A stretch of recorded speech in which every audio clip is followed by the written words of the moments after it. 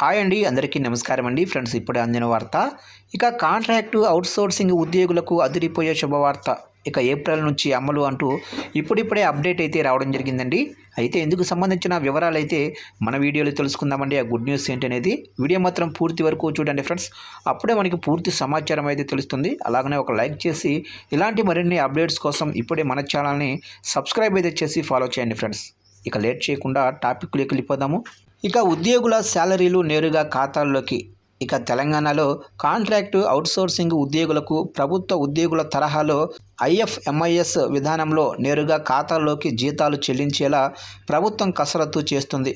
దీంతో హెచ్ఓడి, ఏజెన్సీల అకౌంట్లు వంటి మధ్యవర్తుల ప్రమేయం లేకుండా అక్రమాలకు అడ్డుకట్ట వేయాలని భావిస్తుంది. ఇది ఏప్రిల్ నుంచి అమలయ్యేలా ఉద్యోగుల వివరాలను డిజిటలైజేషన్ చేస్తుంది. కాగా రాష్ట్రంలో దాదాపు 5 లక్షల కాంట్రాక్టు అవుట్సోర్సింగ్ ఉద్యోగులు ఉన్నారు.